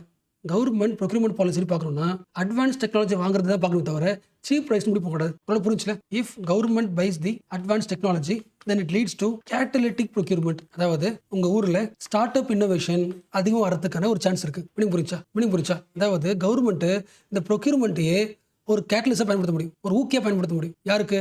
ஸ்டார்ட் அப்ஸ்க்கலாம். ஸோ அந்த ஆங்கிளில் ப்ரொக்யூர்மெண்ட்டை பயன்படுத்துங்க. ஸோ உங்களுக்கு புரிஞ்சிருக்கும். அகைன் எக்ஸாம்பிள் சொல்கிறேன். நம்ம இந்தியா ஆசைப்படுது அடுத்த ஒரு 5 இயர்ஸ்ல இந்தியா முழுக்க வெஹிக்கல்ஸ் எல்லாமே எலக்ட்ரிக் பேட்டரியில் தான் ஒர்க் ஆகணும். அந்த மாதிரி வந்து தான் ரன் ஆகணும்னு யோசிக்கிறோம். பட் இந்தியாவுக்கு அந்த மாதிரி கம்பெனி ஓப்பன் பண்ண யாரும் வரமாட்டாங்க. அப்போ என்ன பண்ணலாம்? கவர்மெண்ட் ப்ரொக்யூர்மெண்ட் பாலிசியை பயன்படுத்தலாம். அடுத்த வருஷம் ஒரு 1000 எலக்ட்ரிக் பேட்டரியை கவர்மெண்ட் வாங்க போகுது அப்படின்னு ஒரு அனௌன்ஸ்மெண்ட் பண்ணிச்சுன்னா என்ன பண்ணுவாங்க? ஓகே, எலக்ட்ரிக் பேட்டரிஸ்ல இந்தியாவில் ஒரு ஸ்டேபிள் மார்க்கெட் இருக்கு, ப்ரொடியூஸ் பண்ணாலே போதும், கவர்மெண்ட் வாங்கிக்கும். என்ன பண்ணுவாங்க? இதுக்கு முன்னாடி வராத எல்லா கம்பெனிஸும் இப்போ கோடிக்கணக்காக வந்து இன்வெஸ்ட் பண்ணுவாங்க. ஸோ ப்ரொக்யூர்மெண்ட் பாலிசியை கேட்டலிஸா யூஸ் பண்ணி இந்தியாவில் growth அதிகமாக்க முடியும். So procurement act as the catalysis for private innovation. யோசிக்க முடியல? ஸோ இந்த ஐடியா தான் மோஸ்ட் இம்பார்ட்டன்ட். ஒரு விஷயம் பார்க்கலாம். இந்த டாபிக் பார்க்கறதுக்கு முன்னாடி, இந்த ஐடியா பார்க்கறதுக்கு முன்னாடி ஒரு பாயிண்ட் பார்த்தா இருக்கா? ஒரு விஷயம் நான் கேட்குறேன். ஃபர்ஸ்ட் பாயிண்ட் என்ன பார்த்தோம்? R&D எக்யூப்மெண்ட்ஸ் வாங்கணும்னா என்ன ஃபாலோ பண்ண தேவையில்ல? GM ஃபாலோ பண்ண தேவையில்ல பார்த்தோமா? First point. அந்த எக்யூப்மெண்ட் 2 lakhs கம்மியா இருக்குன்னா டேரக்டா பர்ச்சேஸ் பண்ணிக்க முடியும். ஸோ டைரக்ட் பர்ச்சேஸ் லிமிட்டை 1 lakhல இருந்து 2 lakhs அதிகமாக்கிருக்காங்க. லாஸ்ட் இயர்ல 1 lakh வரைக்கும் ஒரு பொருளை டேரக்டா வாங்கிக்க முடியும். இப்போ 2 லட்சம் வரைக்கும் பொருளை டேரக்டா வாங்கிக்க முடியும், GM இல்லாம. அடுத்து முக்கியமானது, நீ ஒரு முக்கியமான ஒரு டெக்னாலஜி வாங்க போற. எங்க வாங்க போற? குளோபல் லெவலில் வாங்க போற. உன்னோட காலேஜுக்கு தேவைப்படுது. என்ன பண்ணலாம்? நீ உன்னோட டிபார்ட்மெண்ட்ல உன்னோட மினிஸ்டர் கிட்ட அதை அப்ளை பண்ணி சைன் பண்ணி அது குளோபல் அந்த கண்ட்ரி கிட்ட வரதுக்குள்ள அந்த பையனை பண்றோம், காலேஜ் முடிச்சு வெளியே போயிடுவோம். அவ சீக்கிரமா வாங்கணும். ஒரு ரூல் போடுறாங்க. அந்த இன்ஸ்டிடியூஷனோட வைஸ் சான்சலர் இருப்பார்ல, அவர் என்ன பண்ணலாம்? ஒரு 200 கோடி வேல்யூக்கு அளவுக்கு, ஒரு 200 கோடி வேல்யூ உள்ள ஒரு பொருளை அவரே சைன் பண்ணி குளோபல் டெண்டரை அப்ரூவ் பண்ண முடியும். யோசிக்க முடியுதா? ஒரு இன்ஸ்டிடியூஷனோட டைரக்டருக்கு, வைஸ் சான்சலருக்கு பவர் தராங்க. இப்போ சொல்லுங்களேன், இந்த இனிஷியேட்டிவ்ஸ்லாம், இந்த ரூல்ஸ்லாம் என்ன பண்ணும்? கண்டிப்பா இன்னோவேஷன் அதிகமாக்கும்ல. எஸ், இன்னோவேஷன் அதிகமாக்குது. அண்ட் ஆல்சோ பியூரோக்ராட்டிக் லேக் என்ன பண்ணுது? குறைக்குதுல. அண்ட் முக்கியமானது, நம்ம இன்ஸ்டிடியூஷன் அப்ராட்ல இருந்து பொருள் வாங்குறதுனால இன்ஸ்டிடியூஷன் பிகம்ஸ் தி குளோபல் ஸ்டாண்டர்ட்ல, குளோபல் ஸ்டாண்டர்ட் லெவலுக்கு இம்ப்ரூவ் ஆகும்ல. பட் இவ்வளவு விஷயங்கள் பாசிட்டிவ் இருந்தாலும் சில நெகட்டிவ்ஸ் இருக்கு, சில லிமிடேஷன்ஸ். ஃபர்ஸ்ட் லிமிடேஷன், ஒரு இன்ஸ்டிடியூஷன் ஒரு ஹை வேல்யூட் பிரைஸ் ஒரு பொருள் வாங்க போகுதுன்னா அந்த அமௌண்ட் பார்த்தோம்ல 200 crore அதுக்குள்ள இருக்குன்னா அந்த இன்ஸ்டிடியூஷனே வைஸ் சான்சலரே அப்ரூவ் பண்ணிடலாம். பட் என்ன உண்டு? Departmental purchasing committee again review பண்ணணும். அந்த ரிவ்யூக்கு டைம் ஆகலாம். அது ஒரு செக்மெண்ட் இருக்கு. ரெண்டாவது, நம்ம ஃபோக்கஸ் பண்றது என்னது? R&D தானே. What is R&D? Quantum computing, biotechnology. அப்போ இந்த எக்யூப்மெண்ட்ஸ் எல்லாமே சின்ன பொருள் கூட 2 லட்சம் ரூபாய்க்கு மேலே இருக்கும். அப்போ 2 lakhs வரைக்கும் தான் டேரக்டாக வாங்க முடியும். அதுக்கு மேலே இருந்துச்சுன்னா அகைன் சேம் ப்ராசஸ் தான். ஸோ டிலே ஆகலாம். ஆனால் முன்னாடி முக்கிய பாயிண்ட், நீங்கள் டெண்டரை வந்து குளோபல் இருந்து விடும்போது அதே ப்ராடக்ட் வந்து லோக்கல் லெவலில் யாராக இருந்தாங்கன்னா லோக்கல் இண்டஸ்ட்ரியை சைட் லைன் பண்ணுறோம். அந்த பாயிண்ட் யோசிக்கணும். அப்படி பார்த்தா இந்த ஆங்கிள் யோசிக்கலாம்ல. ஒரு இன்ஸ்டிடியூஷனோட ஹெட்டுக்கு 200 கோடி அளவுக்கு குளோபல் டெண்டரை வந்து சைன் பண்ண முடியும்னா கரப்ஷன் பண்ணால ஒரு ஆள்கிட்ட பவர் இருக்குல்ல. இந்த பாயிண்ட் லிமிடேஷன் தான். யோசிக்க முடியுதா? ஒரு இன்ஸ்டிடியூஷனோட ஹெட்டுக்கு இவ்வளவு பவர் தராங்கன்னா கவர்மெண்ட் அவங்க மேலே ட்ரஸ்ட் வைக்கிறாங்கல்ல, அவ்வளோ ஹை எத்திக்கல் ஸ்டாண்டர்டை அவர் ஃபாலோ பண்ணுவாரா? கரப்ஷன் பண்ண வாய்ப்பு இருக்குல்ல. அந்த ஆங்கிள் யோசிக்கணும். சொல்லுங்க. ஓகேல, ஆல்மோஸ்ட் எல்லா அப்டேட்டும் முடிச்சாச்சு. பட் இன்னும் கொஞ்சம் ஃபியூச்சர்ல பப்ளிக் ப்ரொக்யூர்மெண்ட் பாலிசி எப்படி இம்ப்ரூவ் பண்ணலாம்? குளோபல் லெவலில் மற்ற எல்லா கண்ட்ரீஸும் எல்லா கவர்மெண்ட்டும் ஒரு பொருள் எப்படி வாங்குறாங்க, அவங்களோட ப்ரொக்யூர்மெண்ட் பாலிசி எப்படி இருக்கு, அதுல இருந்து ஏதாவது இன்ஸ்பிரல் எடுத்துக்க முடியுமா? அதையும் பார்க்கலாம். இதில் ஜெர்மனி வந்து ஒரு பயங்கரமான இன்ஸ்பிரேஷன். என்ன ரீசன்? நான் பார்த்தோம், நம்ம என்ன பண்றோம்? நம்ம கவர்மெண்ட் டிபார்ட்மெண்ட் வெப்சைட்டுக்கு போகும், ஆர்டர் போடும், வாங்கிக்குமா? இதில் எந்த பொருள் நல்ல பொருள்னு ஒரு டிபார்ட்மெண்ட் எப்படி தெரியும்? டவுட் தானே. ஜெர்மனி அதை சரி பண்ணுது. எப்படி சரி பண்ணுது? ஜெர்மனி கிட்ட ஒரு ஹெல்ப்பர் ஏஜென்சி இருக்காங்க, கொயினோ, KYNNO. கவர்மெண்ட் டிபார்ட்மெண்ட் யாரெல்லாம் வந்து ஒரு பொருளை பர்ச்சேஸ் பண்ண போறீங்களோ எந்த பொருளை வாங்கலாம் அப்படின்னு இந்த ஹெல்பிங் ஏஜென்சி என்ன பண்ணும்? கைட் பண்ணும், கோச்சிங் கொடுக்கும். யோசிக்க முடியுதா? அதாவது மார்க்கெட்டில் நிறைய பொருள் இருக்கும்போது எந்த பொருளில் இன்னோவேஷன் அதிகமாக இருக்குன்றதை கண்டுபிடிக்கிறதுக்கான கைட் பண்ணும். அடுத்து எல்லா சப்ளையர்ஸ் என்ன பண்ணும், பிரிக்கும். யார் நார்மல் சப்ளையர்ஸ், யார் கிரியேட்டிவ் சப்ளையர்ஸ் என்ன பண்ணும், பிரித்து ஹெல்ப் பண்ணும். அப்போ ஜெர்மனியில் கவர்மெண்ட் ஒரு பொருள் வாங்கும்போது என்ன மாறிடுது, இன்னோவேட்டிவ் பொருளை வாங்குறாங்களே. அப்போ இன்னோவேட்டிவ் பொருளை தான் ப்ரொக்யூர் பண்ணுறாங்கனாலே ஆட்டோமேட்டிக்காக ஜெர்மனியில் இன்னோவேட்டிவ் என்வரான்மெண்ட் சப்போர்ட் ஆகுதுல்ல. அதுக்கு புரியுதா? ஜெர்மனியில் இருக்கிற அந்த ஹெல்ப்பர் ஏஜென்சி எந்த பொருள் சீப்பர்னு பார்க்கல, எந்த பொருள் ஸ்மார்ட்டஸ்ட், எது வந்து இன்னோவேட்டிவ், எது வந்து நெக்ஸ்ட் ஜென்ரேஷன் பொருள், நெக்ஸ்ட் ஜென்ரேஷன் ப்ராடக்ட், அந்த ப்ராடக்ட்டை சூஸ் பண்ணுறதுக்கு ஹெல்ப் பண்ணுது. பட் ஜெர்மனியை விட அடுத்த லெவல் யூஎஸ்ஏ. இன்னும் எக்ஸ்ட்ரா ஒரு பாயிண்ட் பண்ணுறாங்க. யூஎஸ்ஏவோட procurement பாலிசியோட மெயின் எய்ம் என்னன்னா, ஃபிலாசபி என்னன்னா, we need only small young tech companies. For example, கண்ட்ரிக்கு இந்த பொருள் தேவை, ஃபியூச்சரிஸ்டிக் பொருள் தேவை, நாட்டுக்கு யூஸ் ஆகும். அந்த மாதிரி இன்னோவேஷன் யார் பண்ண போறீங்க? அந்த ஸ்டார்ட் அப்புக்கு. அந்த ஸ்டார்ட் அப் இன்னும் என்ன இருக்காது, ஆரம்பிச்சிருக்காது, உருவாயிருக்காது, கம்பெனியாக ஃபார்ம் இருக்காது. அந்த கம்பெனிக்கு தன்னோட R&D இருக்குல்ல, ரிசர்ச் ஃபண்ட், அந்த ஃபண்டில் ஒரு 3% என்ன பண்ணும், நியூ ஸ்டார்ட் அப்புக்கு அலோகேட் பண்ணி அவங்க அந்த கம்பெனி டெவலப் பண்ணும். அந்த கம்பெனி டெவலப் பண்ணுற வழியாக அந்த பொருளாக உருவாகும். அந்த பொருள் எப்படி இருக்கும், இன்னோவேட்டிவாக இருக்கும். யோசிக்க முடியுதா? அப்போ நீங்கள் ஒரு ஸ்டார்ட் அப்பாக இருந்தீங்கன்னா உங்கள் ஐடியாவை கவர்மெண்ட் கிட்ட ப்ரெசென்ட் பண்ணலாம். ஐடியா பிடிச்சிருந்துச்சுன்னா அந்த 3% ஃபண்ட்லேருந்து உங்களுக்கு காசு கொடுப்பாங்க. கவர்மெண்ட் உங்களை நர்ச்சர் பண்ணுது. ப்ராடக்ட் புரிஞ்சா, உங்கள் ஐடியா வந்து ப்ராடக்ட் புரிஞ்சா, உங்கள் ஐடியா வந்து பயங்கர ப்ராமிசிங்காக இருந்துச்சுன்னா அடுத்து பெரிய கான்ட்ராக்ட் தருவாங்க. இப்போ சொல்லுங்க, யூஎஸ்ஏ கவர்மெண்டோட ப்ரொக்யூர்மெண்ட் பாலிசியில் என்ன கிடையாது, கவர்மெண்ட் ஜஸ்ட் பையர் மட்டும் கிடையாது, தே ஆர் பார்ட்னர்ஸ். ஸ்டார்ட் அப்ல இன்வெஸ்ட் பண்றாங்க. ஸோ அப்படி வந்து தான் யூஎஸ்ஏல ஜிபிஎஸ் டெக்னாலஜி, கேன்சருக்கான மருந்து, இன்டர்நெட்டுக்கு தேவையான எல்லா வசதிகளும், எல்லா டூல்ஸும் யூஎஸ்ஏல உருவானதுக்கான மெயின் ரீசன் இந்த ஸ்டார்ட் அப் ஃபண்டிங் தான். இந்த ஃபண்டுக்கு என்ன பேரு, SBIR programme. What is SBIR? Small business innovation research. எந்த ஸ்மால் பிசினஸ் இன்னோவேட்டிவ் ரிசர்ச் பண்றாங்களோ அவங்களுக்கான ப்ரோக்ராம். 3% ஃபண்டிங். அடுத்து சவுத் கொரியா மாடல். ஃபண்டு மட்டும் தராது, அதுவே ஆப்ரேஷன் இறங்கும். அதாவது நீங்க ஸ்டார்ட் அப், உங்ககிட்ட ஒரு ஐடியா இருக்கு, அந்த ஐடியா வந்துருச்சுன்னா it is the breakthrough டெக்னாலஜியா இருந்துச்சுன்னா, ஃபார் எக்ஸாம்பிள் 6G இல்லைனா சூப்பர் எஃபிஷியன்ட் சோலார் பேனல் நீ உருவாக்க போறேன்னா என்ன பண்ணும், அதுவே அடிக்கடி டெஸ்ட் பண்ணுவோம். புரிஞ்சா? யார் வந்து எஃபிஷியன்டான ஒரு சோலார் பேனல் உருவாக்க போறீங்க, எல்லாரும் வாங்க ட்ரை பண்ணுங்க, உங்க டிசைனை சப்மிட் பண்ணுங்க. கவர்மெண்ட் என்ன பண்ணும், எல்லாரோட டிசைனையும் டெஸ்ட் பண்ணும். டெஸ்ட் பண்ணி எந்த ப்ரோட்டோடைப் சூப்பராக இருக்கோ அந்த ப்ரோட்டோடைப்பை இம்ப்ரூவ் பண்ணும். அந்த ஸ்டார்ட் அப்புக்கு கவர்மெண்ட் ஹெல்ப் பண்ணி அந்த டெக்னாலஜியை இன்னும் ரிஃபைன் பண்ணி ஒரு ஃபைனல் ப்ராடக்ட்டை உருவாக்கிடும். அந்த ஃபைனல் ப்ராடக்ட்டை உலகம் முழுக்க விற்பாங்க. புரிஞ்சா? அதாவது ஒரு பொருள் மார்க்கெட்டுக்கு வரதுக்கு முன்னாடி, மார்க்கெட் ரெடியாக இருக்கிறதுக்கு முன்னாடி, ஸ்டார்டிங் டைம்ல அதோட டிசைன்ல இருந்து, ப்ரோட்டோடைப்ல இருந்து சவுத் கொரியா என்ன பண்ணுது, அந்த ஸ்டார்ட் அப்புக்கு காசு பே பண்ணி டெவலப் பண்ண சொல்லுது. Which means pre commercial procurement. அவங்களை பொறுத்த வரைக்கும், சவுத் கொரியா பொறுத்த வரைக்கும் the procurement policy is pre commercial. மார்க்கெட்டுக்கு வரதுக்கு முன்னாடியே அந்த பொருளை ப்ரொக்யூர் பண்ணுறதுக்கான எல்லா வழியும் அந்த பொருளை உருவாக்குறதுக்கு ட்ரை பண்ணுறாங்க. உலக புரிஞ்சா? ஃபர்ஸ்ட் எங்கே ஆரம்பிச்சோம், நம்ம ஸ்கூலுக்கு சாப்பாடு போடணும், அரிசி பருப்பு என்ன பண்ணணும், ப்ரொக்யூர் பண்ணணும். What is procurement? Just buy பண்ணுறது ஆரம்பிச்சோம். அந்த ப்ரொக்யூர்மெண்ட் ஃபிலாசபி ஒவ்வொரு கண்ட்ரி ஒவ்வொரு மாதிரி என்ன பண்ணுது, யூஸ் பண்ணிக்கிறது, அப்டேட் பண்ணிக்கிறது. So what is the conclusion? ஒவ்வொரு காலகட்டத்திலையும் ப்ரொக்யூர்மெண்ட்டை பார்க்குற விதம் வந்து மாறி இருக்கு. ஃபார் எக்ஸாம்பிள் ஏன்ஷியன்ட் டைமில், ஃபார் எக்ஸாம்பிள் பிரமிட் வச்சுக்கலாம். பிரமிட் கட்டுறதுக்கு என்ன தேவை, பிரிக்ஸ் தேவையா, கல் தேவையா? அப்போ அந்த டைமில் வாட் இஸ் ப்ரொக்யூர்மெண்ட், எவ்வளோ கல் தேவைப்படும், கணக்கு எழுதி வச்சுக்கிறதுக்கு ஒரு ரூல்ஸ் தேவை. அதான் ப்ரொக்யூர்மெண்ட். அவங்கள பொறுத்த வரைக்கும் என்ன வேணா பண்ணு, நான் என்ன பண்ணி நோட் பண்ணிக்கிறேன். அடுத்து சொசைட்டி என்ன ஆகுது, மாடர்னாக மாறுது, இண்டஸ்ட்ரியல் ரெவல்யூஷன் வருது. இண்டஸ்ட்ரிக்கு தேவையான பொருளை வாங்கணும், ப்ரொக்யூர் பண்ணணும். அப்புறம் எப்படி பண்ணுறோம், எந்த பொருள் வந்து காஸ்ட் கம்மியாக இருக்கும், காஸ்ட் கட், அதை பொறுத்து ப்ரொக்யூர் பண்ணும். நான் டாபிக் முடிச்சாச்சு. பட் இந்த ப்ரொக்யூர்மெண்ட் வேர்டு இருக்குல்ல, இந்த வேர்டுக்குள்ள இருக்கிற மீனிங் வந்து ஒவ்வொரு காலகட்டத்திலையும் எப்படி மாறி இருக்குன்னு பார்க்குறோம். ஜஸ்ட் நோட் பண்ணிக்கலாம். அதுல இருந்து காஸ்ட்டை கட் பண்ற மாதிரி ப்ரொக்யூர் பண்ணுங்க. கவர்மெண்ட் எதை ப்ரொக்யூர் பண்ணணும், எது ஸ்கேர்ஸ் ரிசோர்ஸ், ஸ்டீல், ஆயில், இதெல்லாம் ஸ்கேர்ஸ் ரிசோர்ஸோ அதை ப்ரொக்யூர் பண்ணலாம். So what is procurement? It is strategic. Buying is power. இது ரொம்ப தேவையோ அதை வாங்கி வச்சுக்கலாம். ஸோ இப்போ இந்த ப்ரொக்யூர்மெண்ட் பாலிசியில் என்ன வந்துருச்சு, இந்த ஃபிலாசபியில் ஏஐ வந்துருச்சு. நம்ம கவர்மெண்ட் வந்து ப்ரொக்யூர்மெண்ட் எப்படி பண்ணுன்றதை ஏஐ என்ன பண்ணும், ஜென்ரேட்டிவ் ஏஐ அது ஒரு லிஸ்ட் கொடுக்கும். ஸ்கேன் பண்ணி அனலைஸ் பண்ணி நம்ம டிபார்ட்மெண்ட்டில் எது ஷார்ட்டேஜாக இருக்குது, எந்த கான்ட்ராக்டை வாங்கலாம், ஆட்டோமேட்டிக்காக பார்க்குது. இப்படி புரிஞ்சா? கோவிட் டைமில் கவர்மெண்ட்டுக்கு உடனடியாக என்ன வேணும், வேக்சின் வேணும். அப்போ ஏஐ யூஸ் பண்ணுறதுனால, அப்போ ஏஐ யூஸ் பண்ணும்போது இவ்வளோ வேக்சினை யார் உடனடியாக சப்ளை பண்ண முடியும் அப்படின்றத டேட்டா என்ன பண்ண முடியும், எல்லா கம்பெனியும் அனலைஸ் பண்ணி ஒரு ஸ்ட்ராங் ரிசல்ட்டை ஏஐயால் உருவாக்கி தர முடியும். யோசிக்க முடியுதா? ஒவ்வொரு கம்பெனியாக எந்த கம்பெனி பெஸ்ட் நாம சர்ச் பண்ணுறதை விட ஏஐ என்ன பண்ணும், ஃபாஸ்ட்டாக அனலைஸ் பண்ணும்ல, ஹவர்ஸ் ஆகுது, குறையுதுல. ஸோ எமர்ஜென்சி டைமில் ப்ரொக்யூர்மெண்ட் பாலிசியில் ஏஐ என்ன ஆகுது, உள்ள வருது. அப்போ இந்த காலகட்டத்தில் what is procurement? Just not controlling the goods, but be creative, most creative and also speedy. ஃபாஸ்ட்டாக முடிச்சிடும். நீங்கள் வாங்குற பொருள் வந்து கிரியேட்டிவாகவும் இருக்குது, ஃபாஸ்ட்டாக வாங்க முடியுதுன்னா that is the best procurement policy. And இதே டிஸ்கஷனில் இன்னும் ஒரு டிபேட் இருக்குது. நம்ம நாட்டோட நேஷனல் ரிசர்ச் லெபார்ட்டரி, அதாவது R&D வச்சுக்கலாம், ரிசர்ச் அண்ட் டெவலப்மெண்ட் ஃபாஸ்ட்டாக ரன் ஆகணும்னா, ஃபாஸ்ட்டாக பொருள் வாங்கி இன்னோவேட் பண்ணணும்னா இந்த ரிசர்ச் கம்பெனியை யார் ரன் பண்ணணும், ப்ரைவேட்டா கவர்மெண்ட்டா? கவர்மெண்ட் கிட்ட ரிசர்ச் பாடி இருக்கும்போது, லேப்ஸ் இருக்கும்போது ஃபாஸ்ட்டாக இன்னோவேட் ஆகுமா? ப்ரைவேடைஸ் பண்ணிடலான்ற ஐடியா வந்திருக்கு. But answer is yes or no கிடையாது. பிரைவேட்டாக கவர்மெண்ட் கிடையாது. It should be hybrid model. Full government control இருந்தாலும் இன்னோவேஷன் வராது, ஃபுல் பிரைவேடைசேஷன் இருந்தாலும் பர்ஃபெக்டாக ஒர்க் ஆகாது. ரெண்டுமே ஃபால்ஸ் பைனரி. இதுவா அதுவா, ஒன்னா டூவா, இந்த ஃபால்ஸ் பைனரியில விடக்கூடாது. You have to take middle part. அது நிறைய எக்ஸாம்பிள் இருக்கு. Best example USA. யூஎஸ்ஏ அப்பல இருந்து 1990s இருந்தே என்ன பண்ணுது, தன்னோட நேஷனல் லெபார்டரியை பிரைவேட் கம்பெனிக்கு டே டு டே மேனேஜ்மெண்ட் பண்றதுக்கு கொடுத்துருச்சு. டெய்லி என்ன பண்ணி மேனேஜ் பண்ணு, பட் டெசிஷன் யார் எடுப்பா, யூஎஸ் எடுக்கும். யோசிக்க முடியாது. இந்த நேஷனல் லெபார்டரியோட கோல்ஸ், ரிசல்ட் மானிட்டர் பண்றது எல்லாமே யூஎஸ்ஏ கவர்மெண்ட் பண்ணும். Day to day management private company பண்ணுவாங்க. ஸோ இந்த ஐடியா தான் டெய்லி மேனேஜ்மெண்ட் பிரைவேட் பிளேயர்ஸ் கொடுத்துட்டு பெரிய முடிவுகளை யூஎஸ்ஏ எடுக்கும்போது, கவர்மெண்ட் எடுக்கும்போது ரிசல்ட் ஆகுது, பயங்கரமா இருக்கு. அதிகமான நியூ டெக்னாலஜி உருவாக்குச்சு. Sandia national laboratory one of the example of innovative laboratory. நிறைய பேட்டன்ஸ் உருவாக்கிருக்கு, நிறைய பேட்டன்ட் உருவாக்கிருக்கு, நிறைய இன்வென்ஷன் உருவாக்கிருக்கு. So government should be the mission controller. என்ன மிஷன் சொல்லிடணும். ஒர்க் பண்ண வேண்டியது பிரைவேட் பிளேயர்ஸ். இதுல R&D யோசிக்க முடியுதா. ரொம்ப காலமாவே R&Dன்றது ஒரு கண்ட்ரியோட முக்கியமான அசெட். அதை வந்து பிரைவேட் கம்பெனி தரக்கூடாது, கவர்மெண்ட் மட்டும் தான் R&D பண்ணணும் அப்படின்ற ஒரு ஐடியா இருந்துச்சு. அதெல்லாம் என்ன ஆகுது, இப்போ பிரேக் ஆகுது. அதுக்காக பார்க்குறோம். ஸோ இதோட அப்டேஷன் தான் நான் பார்த்தோம்ல, காக்னேட்டிவ் ப்ரொக்யூர்மெண்ட். அதாவது என்ன ப்ரொக்யூர் பண்ணலாம் நம்ம நாட்டுக்கு, யார்கிட்ட ப்ரொக்யூர் பண்ணலாம், இது எல்லாத்தையுமே ஜென்ரேட்டிவ் AI முடிவு பண்ணும்.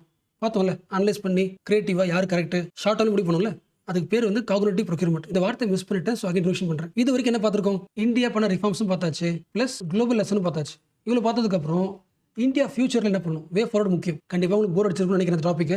ரியல் லைஃப்ல இல்லை, ஹியூமனிட்டிஸ் இல்லை, கவர்னன்ஸாக இருக்கும்போது சம்டைம் போர் அடிச்சிருக்கலாம் சில பேர், பட் முக்கியம். ஸோ இதுக்கப்புறம் கவர்மெண்ட் ப்ரொக்யூர் பண்ணும்போது எப்படி ப்ரொக்யூர் பண்ணணும், ஃபர்ஸ்ட் எந்த சப்ளையர் சீப்போ அதை பேஸ் பண்ணி முடிவு பண்ணாத. அப்போ எப்படி முடிவு பண்ணணும், அவுட்கம் வெயிட்டட். எந்த டெண்டரால அவுட்கம் பயங்கரமா தர முடியுமோ அவுட்கம் பேஸ் பண்ணி சூஸ் பண்ணு, சீப்பஸ்ட் பார்க்காத. யோசிக்க முடியுதா. ஃபின்லாண்ட்ல பயன்படுத்துறது தான். ஃபின்லாண்ட்ல கவர்மெண்ட் ஒரு பொருள் வாங்கும்போது சீப் வாங்காது. யார்கிட்ட பொருள் வாங்கினா ஃபியூச்சர் ஸ்கேலபிலிட்டி பயங்கரமா இருக்கும், growth பயங்கரமா இருக்கும், டெக்னாலஜி லெவல் அதை பார்க்குறாங்க. ஸோ அவுட்கம் வெயிட்டட் டெண்டரை உருவாக்குங்க. அடுத்து கண்டிப்பா சாண்ட் பாக்ஸ் எக்ஸம்ஷன் தரணும் சில முக்கியமான இன்ஸ்டிடியூஷன்ஸ்க்கு. அதாவது இந்தியாவோட முக்கியமான லேப்ஸ்க்கு, TIFR, IITs இவங்களுக்கு ஃப்ரீ ஜோன் விட்டுருங்க. அதாவது யூஷுவல் GFR பார்த்தோம்ல, அந்த யூஷுவல் ரூல்ஸ் தராதீங்க. ஸோ ரெட் டேபிசம் இல்லாமல் இது ஒர்க் ஆகட்டும். இதனால என்ன ஆகும், இம்ப்ரூவ் ஆகலாம் டெக்னாலஜி. மூணாவது AI ஆகுமெண்டட் சோர்சிங். AI பயன்படுத்தி குளோபல் லெவலில் ஒரு பொருளை யாரெல்லாம் சப்ளை பண்ணுறாங்களோ அந்த ஃபுல் டேட்டாவையும் AI பயன்படுத்தி ஸ்கேன் பண்ணி அனலைஸ் பண்ணுங்க. இது third point. And fourth point, grow procurement alliance. 2 lab சேர்ந்து என்ன பண்ணலாம், ஒரு பொருள் வாங்க முடியும். அந்த மாதிரி ஃபிளெக்சிபிலிட்டி உருவாக்குங்க. ஓகேல.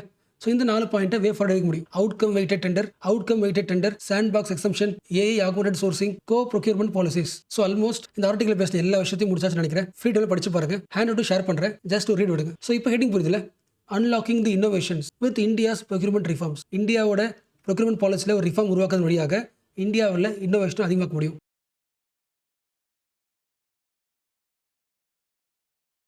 ஒரு ஃபேமிலி வந்து சீக்கிரமா ரிச் ஆகணும்னா இப்போ இருக்கிற ஈஸியஸ்ட் ஃபார்முலா என்ன, நம்ம ரியல் லைஃப்லேயே பார்த்துருப்போம். ஒரு வீட்டில் ஹஸ்பண்ட் மட்டும் ஒர்க் பண்ணுவார், அவருக்கு ஒரு சம்பளம் வரும். அதை விட இன்னொருத்தவங்க வீட்டில் அப்பாவும் ஒர்க் பண்ணுவாங்க, அம்மா ஒர்க் பண்ணுவாங்க. ஆளுக்கு 1 லட்சம் 2 லட்சம் சம்பளம் மாதம். அசல் என்ன பண்ணுவாங்க, ஒரே வருஷத்தில் வீடே கட்டுருவாங்க. So what is the simple formula, நம்ம ஃபேமிலியாக இருக்கட்டும் இல்லை கண்ட்ரியாக இருக்கட்டும், ஈஸியாக பணக்கார நட மாறணும்னா, ஈஸியாக இம்ப்ரூவ் ஆகணும்னா ஒரே வழி, 2 பேருமே ஒர்க் பண்ணணும்ல. அப்போ சொல்லுங்க, யாரோட economic empowerment most important, women தானே. ஆல்ரெடி ஓரளவுக்கு மென் என்ன பண்றாங்க, எக்கனாமில பார்ட்டிசிபேட் பண்ண ஆரம்பிச்சாச்சு. நம்ம வீட்டில் ஒரு ஆள் ஒர்க் பண்றாங்க, கூட உமன் ஒர்க் பண்ணா double salary, double income, growth ஆகும், டபுள் ஆயிடும்ல. அப்போ இந்தியாவோட விஷன் இருக்குல்ல, டெவலப்டு கண்ட்ரி விஷன். 2047 நம்ம எவ்வளவு பிசினஸ் ரன் பண்ணணும், எவ்வளவு வேல்யூ உருவாக்கணும், $30 trillion எக்கானமியா மாறணும். யோசிக்க முடியுதா. சொல்றோம்ல, நம்ம ஒரு மாசத்துல சம்பாதிக்கணும், 2 பேரும் சேர்ந்து 2 லட்சம் 5 லட்சம் சொல்றோம்ல, அந்த மாதிரி இந்தியாவில் சம்பாதிக்கணும் $30 trillion சம்பாதிக்கணும் 2047. அப்ப இவ்வளவு வேல்யூ சம்பாதிக்கணும்னா ஒருத்தவங்க மட்டும் பத்தாது. அப்ப இந்த டார்கெட் அச்சீவ் பண்ணணும்னா யாரு முக்கியம், உமன் தானே முக்கியம். என்ன ரீசன், இப்ப கரண்ட் ஸ்டேட்டஸ்ல ஒரு 100 பேர் பெண்கள் இருக்காங்கன்னா 100 பேர்ல 41 பேர் தான் ஒர்க் பண்றாங்க, லேபர் ஃபோர்ஸ்ல உடைக்கிறதுல பார்ட்டிசிபேட் பண்றாங்க. மிச்சம் பாதி பேர் எப்படி இருக்காங்க, மிச்சம் பாதி பேர் வீட்டில் இருக்காங்க. அகைன் சொல்றேன், இந்த 41லே 18 பேர் தான் ஃபார்மல் ஒர்க் ஃபோர்ஸ் இருக்காங்க. அந்த ஃபார்முலா கரெக்டாக சம்பளம் வாங்கி லைஃபை கொண்டு போய் இடத்துல இருக்காங்க. அப்போ சொல்லுங்களேன், பாதிக்கு பாதி பெண்கள் எங்க இருக்காங்க, தேர் இன்விசிபிளா, வீட்டுக்குள்ள ஒழிஞ்சிட்டு இருக்காங்களா. அப்ப இந்த சிச்சுவேஷன்ல எப்படி அந்த டார்கெட் அச்சீவ் பண்ண முடியும். அண்ட் அகைன் இப்படி வச்சு பாருங்களேன், இந்த பாதிக்கு பாதி பெண்கள் அகைன் எக்கனாமிக்கு கான்ட்ரிபியூட் பண்ணாங்கன்னா இந்தியாவோட GDP அந்த வருஷம் மட்டும் 18% growth இருக்கும். யோசிக்க முடியுதா. 100 ரூபாய் சம்பாதிக்கிற இந்தியா 112 ரூபாய் சம்பாதிக்கும். இப்போ சொல்லுங்க, வாட் இஸ் தி எய்ம், உமனோட அந்த எக்கனாமிக் இன்விசிபிலிட்டியை சரி பண்ணி எல்லாரையும் இந்தியாவோட லேபர் ஃபோர்ஸ்ல பார்ட்டிசிபேட் பண்றதுக்கு அலோகேட் பண்ணணும். அது ஃபர்ஸ்ட் என்ன பண்ணணும், அனலைஸ் பண்ணணும், ஒரு இண்டெக்ஸ் ரெடி பண்ணணும். அதாவது ஒவ்வொரு டிபார்ட்மெண்ட்லையும் ஒவ்வொரு ஜாப்லையும் ஒரு டேட்டா ரெடி பண்ணணும். ஒரு ஷீட் முறை போட்டு இந்த டிபார்ட்மெண்ட்ல இந்த செக்டர்ல எவ்வளவு பாய்ஸ் ஒர்க் பண்றாங்க, எவ்வளவு கேர்ள்ஸ் ஒர்க் பண்றாங்க. For example transport sector, bus ஓடுறது யார், பஸ் ஓடுறதுல 90% பாய்ஸ் தான். அப்போ இந்த செக்டர்ல கேர்ள்ஸ் பார்ட்டிசிபேஷன் இல்லை. அப்போ இந்த செக்டர்ல உமன் பார்ட்டிசிபேஷன் இல்லை. என்ன பண்ணலாம், அடுத்த 5 years ரெக்ரூட்மெண்ட்ல பாதி சீட்டை வந்து கேர்ள்ஸ் கொடுங்க. என்ன ஆவாங்க, girls coming in to the labour force. அப்போ யோசிச்சோம்ல, ரெக்ரூட் பண்ணாலும் யோசிச்சோம்ல, அதுக்கு மெயின் பேஸ் கிடையாது இண்டெக்ஸ் தானே. அந்த இண்டெக்ஸ் பத்தி தான் இந்த ஆர்டிகல் பேசுது. India's economic ambition needs better gender data. Gender work பண்ணல தான் அது தெரியும், பட் டேட்டா ரெடி பண்ணுங்க. ஒவ்வொரு செக்டராக டேட்டா ரெடி பண்ணி எங்கே ரொம்ப கம்மியாக இருக்காங்களோ அங்கே என்ன பண்ணலாம், இன்க்ளூட் பண்ணலாம். யோசிக்க முடியுதா? உமன் எக்கனாமிக் எம்பவர்மெண்ட் இண்டெக்ஸ்னு உருவாக்குங்க. ஆல்ரெடி உத்தரப்பிரதேஷ் உருவாக்கிடுச்சு உமனோட எக்கனாமிக் எம்பவர்மெண்ட் பற்றின இண்டெக்ஸ்.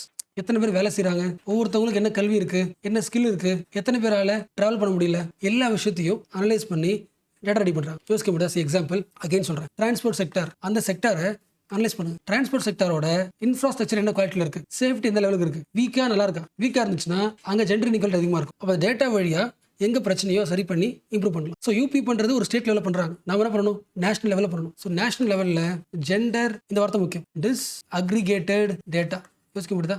ஆல்ரெடி ஒட்டுமொத்தமாக சேர்த்து டேட்டா இருக்குது, அந்த டேட்டாவை பிரிக்கணும், ஜெண்டர் வழியாக பிரிக்கணும். ஜாப்ஸில், ஹவுசிங்கில் எல்லாத்துலேயுமே மென்னோட இம்ப்ரூவ்மெண்ட், உங்களோட இம்ப்ரூவ்மெண்ட் ட்ராக் பண்ணணும். யோசிக்க முடியுதா? எக்ஸாம்பிள் இது ஆஃபீஸ் வச்சுக்கலாம், இது ஆஃபீஸாக வச்சுக்கலாம், டிபார்ட்மெண்ட் வச்சுக்கலாம். ஜஸ்ட் வந்து இந்த ஆஃபீஸில் எத்தனை பேர் ஒர்க் பண்ணுறாங்க, இத்தனை பாய்ஸ், இத்தனை கேர்ள்ஸ், ஹெட் கவுண்ட் மட்டும் கிடையாது, இன்னும் டீட்டெயிலாக பண்ணணும். ஃபார் எக்ஸாம்பிள் ஒரு 1000 பெண்கள் ஜாயின் பண்ணுறாங்கன்னா, 1000 யங் உமன் ஒரு இண்டஸ்ட்ரியில் ஜாயின் பண்ணுறாங்கன்னா, ஒரு 1 இயரில் இந்த 1000 பீப்புளில் எத்தனை பேர் ட்ராப் அவுட் ஆயிடுறாங்க. ஃபார் எக்ஸாம்பிள் ஒரு 400 பேர் ஜாபுக்கு 1 இயர் கண்டினியூட்டாக வரல, 1 இயர் நின்ட்டாங்கன்னா என்ன காரணமாக இருக்கும்? சேஃப்டியா, டிரான்ஸ்போர்ட் ப்ராப்ளமா, மேட்டர்னிட்டி லீவா, இதையும் சேர்த்து அனலைஸ் பண்ணணும். அதாவது ஜஸ்ட் வந்து எங்கள் இண்டஸ்ட்ரி 1000 பேரை ஹையர் பண்ணியிருக்கு அப்படின்னு சொல்கிறது மிஸ்லீடிங். அது ஓகே, அந்த 1000 பேரில் எத்தனை பேர் ஒர்க் பண்ணுறாங்க, ஒர்க் பண்ணலன்னா எத்தனை பேர் ட்ராப் அவுட் ஆகிட்டாங்க, ட்ராப் அவுட்டுக்கு ரீசன் என்ன, அந்த ரீசனை பார்த்து கவர்மெண்ட் என்ன பண்ணலாம், பாலிசி உருவாக்கலாம். அது மட்டும் கிடையாது, எல்லா பேங்க்ஸ் எடுங்க, எல்லா பேங்க்ஸ், ஐடி கம்பெனிஸில் லீடர்ஷிப் ரோல்ஸில் எத்தனை கேர்ள்ஸ் இருக்காங்க. அதாவது ஒரு இண்டஸ்ட்ரி பண்ணிங்கன்னா entry level job, first level ஜாப்ல குரூப் 4 குரூப் 2 கேட்டரில் பாதி பேர் ஃபீமேல். பட் ஹையர் லெவல் போகும்போது டாப் லெவலில்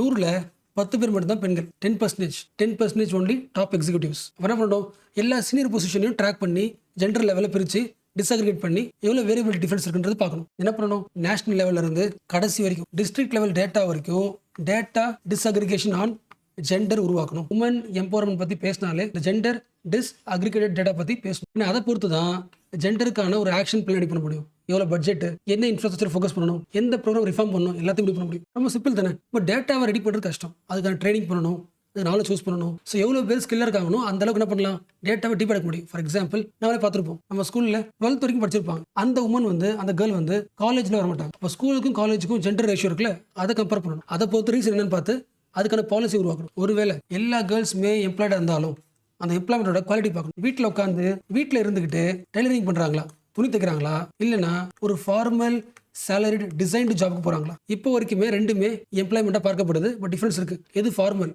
எந்த கான்ட்ராக்ட் வந்து குவாலிட்டியாக இருக்குது, இதில் சோஷியல் செக்யூரிட்டி இருக்குது, ஃபேர் வேஜஸ் இருக்குது, எல்லாத்தையுமே பண்ணணும், அனலைஸ் பண்ணணும். ஸோ ஆல்மோஸ்ட் எல்லா ஸ்டேட்டுமே, இப்போ யூபி, அதுக்கப்புறம் ஆந்திர பிரதேஷ், மகாராஷ்டிரா, இதெல்லாம் ஆர்டிகல் கொடுத்துருக்க பாயிண்ட்ஸ். ஒடிஷா, தெலுங்கானா, இவங்க எல்லாரும் முடிவு பண்ணிட்டாங்க ஜெண்டர் டிவிடெண்ட்டை பயன்படுத்தணும். அவங்க ஊரில் இருக்கிற பெண்களை எக்கனாமிக் எம்பவர்மெண்ட்டுக்கு பயன்படுத்தணும். அதுக்கேற்ற பட்ஜெட் அலோகேஷன், இன்ஃப்ராஸ்ட்ரக்சர் ப்ரையாரிட்டிஸ், அதுக்கேற்ற ப்ரோக்ராம் ரிஃபார்ம்ஸ் எல்லாத்தையும் பண்ணுறதுக்கு ஸ்டார்ட் பண்ணிட்டாங்க.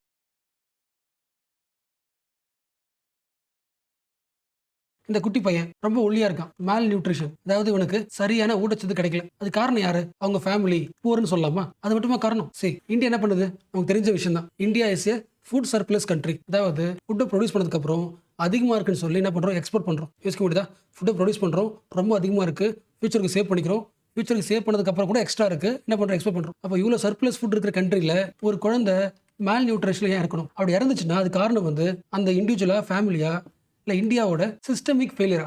யோசிக்க முடியுதா? சரி, அப்போ இந்தியாவில் ஒரு பக்கம் சாப்பாடு நிறையா இருக்குது, சாப்பாடு இருந்தும் இந்த குழந்தைக்கு சாப்பாடு கிடைக்காம மேல் நியூட்ரிஷன் இறந்து போகுதுன்னா இட் இஸ் ஸ்ட்ரக்சரல் வயலன்ஸ் சொல்லலாமா? நீங்கள் வாடுற கண்ட்ரியோட அமைப்பு இருக்குல்ல, ஸ்ட்ரக்சர் இருக்குல்ல, ஃபுட் டிஸ்ட்ரிபியூஷன் சிஸ்டம் இருக்குல்ல, அந்த சிஸ்டம் இருக்கு தப்பா இருக்கு. இல்லைனா ஸ்ட்ரக்சரல் இம்பேலன்ஸ் சொல்லலாம், இல்லை ஸ்ட்ரக்சரல் இன்எஃபிஷியன்சி சொல்லலாம். இல்லை எப்படி யோசிங்க? நம்ம எல்லாருக்குமே தெரியும் மேனுவல் ஸ்கேவெஞ்சிங் பண்ணக்கூடாதுன்னு சொல்கிறோம். இந்தியாவோட கான்ஸ்டியூஷன் மேனுவல் ஸ்கேவெஞ்சிங்க, அதாவது சீவர் கிளீனிங்கை பேன் பண்ணுதா? பேன் பண்ணதுக்கு அப்புறமும் இந்த இண்டிவிஜுவல் அங்கே ஒர்க் பண்ணுறாரு, ஒர்க் பண்ணி இறந்து போறாரு அப்படின்னா ரீசன் என்ன? சிஸ்டமிக் ஃபெயிலியர் தானே. இந்தியாவில் இருக்கிற கேஸ்ட் சிஸ்டம், மார்ஜினல் பாப்புலேஷனுக்கு ஆல்டர்னேட்டிவ் எம்ப்ளாய்மெண்ட் அந்த அளவுக்கு இல்லை. ஸோ எம்ப்ளாய்மெண்ட் ஆப்பர்ச்சுனிட்டி இல்லாத காரணத்தினால வேற வழி இல்லாமல் அந்த எம்ப்ளாய்மெண்ட் பயன்படுத்திக்கிறாங்க. அப்போ இந்தியாவோட சோஷியல் ஸ்ட்ரக்சர், ஸ்ட்ரக்சரல் வயலன்ஸ் இல்லை ஸ்ட்ரக்சரல் இன்எஃபிஷியன்சி லீட்ஸ் டு டெத்தா. பாயிண்ட் புரிஞ்சா? வழக்கமாக ஒரு கோர்ட்டில் ஒரு கிரைம் நடக்குதுன்னா விக்டிம் இருப்பாரா, பாதிக்கப்பட்டவங்க இருப்பாங்களா, ஆப்போசிட்டா இருப்பா, குற்றவாளி இருப்பாங்களா?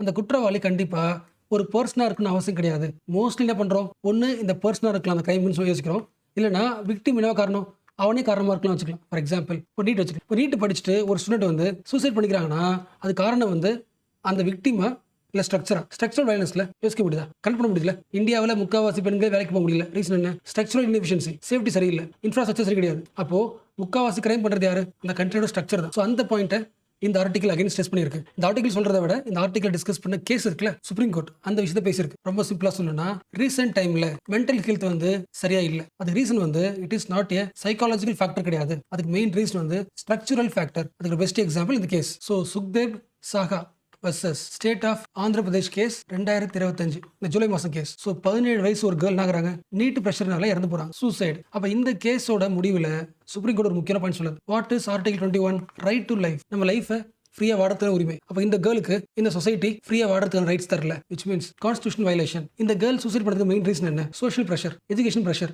இல்ல கோச்சிங் இண்டஸ்ட்ரியோட பிரஷர். அந்த பிரஷர்னால இந்த கேர்ளுக்கு மென்டல் ஹெல்த் சரியில்லாதனால சூசைட் லெவலுக்கு யோசிச்சு இறந்து போயிடுறாங்களா? ஸோ இந்த காலகட்டத்தில் ரைட் டு லைஃப், லைஃபை ஃப்ரீயா வாழணும்னா இது முக்கியம். Mental health is most important. அப்போ article 21 is linked with right to mental health. Work பண்ற இடத்துல உங்களோட மென்டல் ஹெல்த் சரியில்லைன்னா என்ன பண்ணலாம்? கேஸ் தரலாம். என்னுடைய அடிப்படை உரிமை வயலேட் ஆகுது. ஆர்டிகல் 21 வயலேட் செய்யப்படுகிறது. ரைட் டு லைஃப்னால பிராக்டிஸ் பண்ண முடியல. ஸோ மென்டல் ஹெல்த் ப்ராப்ளம் அடிப்படை உரிமை மீறல பார்க்கணும்னு சொல்றாங்க. So mental health becomes the part of right to லைஃபா. ஸோ சுப்ரீம் கோர்ட் என்ன பண்ணிருக்கு? ஒரு இஷ்யூவை லீகல் ரைட்ஸா மாத்திருக்கு. இது ஒன்று. பிளஸ் அந்த இஷ்யூ காரணம் யாரு? இங்க விக்டிமைசேஷனுக்கு காரணம் யாரு? Structure. So which means structural victimisation. அதாவது நிறைய குழந்தைகள், நிறைய மாணவர்கள் ஸ்ட்ரக்சரல் விக்டிமா மாறி இருக்காங்க. இவங்களை பாதுகாத்துக்க வேண்டியது முக்கியம். இந்த ஸ்ட்ரக்சர் நிறைய பேரை ஃபியூச்சர்ல விக்டிமா மாத்தும். யோசிக்க முடியுதா? அதாவது எந்த கல்வியை படிக்க வராங்களோ அந்த மாணவர்களுக்கு இந்த கல்வி என்ன இருக்கு? ஹாமா இருக்கு. அந்த கல்வி என்ன உருவாக்குது? ஸ்ட்ரக்சரல் விக்டிமைசேஷன் உருவாக்குது.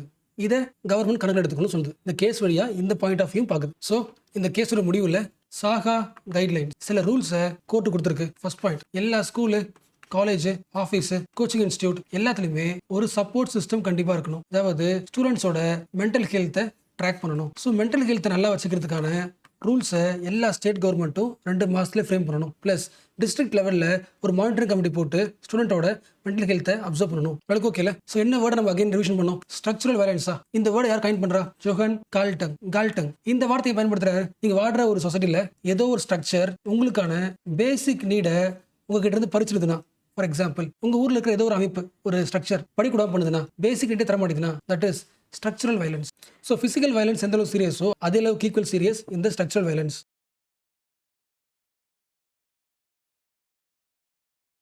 நெக்ஸ்ட் நீங்க ஃப்ரண்ட் பேஜ்ல இந்த ஆர்டிகல் நோட் பண்ணிக்கலாம். ஸோ ரொம்ப சிம்பிளா ஒன்லைன்ல சொல்லணும்னா, நீங்க ஓட்டு போட போறீங்க, உங்க நேம் வந்து அந்த ஓட்டர் லிஸ்ட்ல இருக்கும்ல, உங்க நேம் படிச்சாச்சு. இது நீங்க தான் செக் பண்றதுக்கு ஒரு கார்டு காட்டுவீங்களே, வெரிஃபிகேஷன் கார்டு. அந்த வெரிஃபிகேஷன் கார்டா ஆதார பயன்படுத்த முடியும். Supreme court rule representation of people act 1950 படி செக்ஷன் 23(4) என்ன சொல்லுதுன்னா, election commission can allow Aadhaar as the verification ID for voting. யோசிக்க முடியுதா? அகைன் சொல்றேன், நீங்க இந்தியாவோட சிட்டிசனா, உங்களுக்கு 18 வயசு ஆயிடுச்சா, நீங்க ஓட்டு போடலாமா? அது கிடையாது. நீங்க இந்தியாவில் ஓட்டரா மாறணும்னா அதுக்கு சில குவாலிஃபிகேஷன் இருக்கு, ஏஜ் ப்ரூஃப் தேவை, நிறைய விஷயங்கள் இருக்கு. ஆதார் என்ன பண்ணலாம்? வெரிஃபிகேஷன் பயன்படுத்திக்கலாம். நீங்க தானே அது அப்படின்னு வெரிஃபிகேஷனுக்கு எலெக்ஷனை பயன்படுத்திக்கலாம். ஸோ லேண்ட் ரெக்கார்டை விட நீங்க மக்கள் கிட்ட நீங்க இந்த பகுதி தானே அப்படி கேட்கறதுக்கு லேண்ட் ரெக்கார்டு கேட்கறீங்களா? லேண்ட் ரெக்கார்டை விட Aadhaar card verification is easier, simpler. யார் சொல்றா? Supreme court. ஸோ ஆதார் என்ன பண்ணல? நீங்க ஆதார் காமிச்சீங்கன்னா that is not the proof for citizen. Aadhaar card இருந்தாலும் நீங்க கிடையாது, சிட்டிசன்லாம் கிடையாது. உங்க ஏஜுக்கான ப்ரூஃப் கிடையாது, உங்க அட்ரஸ்க்கான ப்ரூஃப்லாம் கிடையாது. லாஜிக் புரியுதா? ஆதார் கார்டு இருக்கிறதுனால உங்களுக்கு ஓட்டிங் ரைட்ஸ் கிடைக்காது. அந்த ஓட்டு போடும்போது வெரிஃபிகேஷன் பயன்படுத்திக்கலாம். இங்க போட்டு பாருங்க, section 23 clause 4 of the RP Act allows use of Aadhaar to authenticate the entries.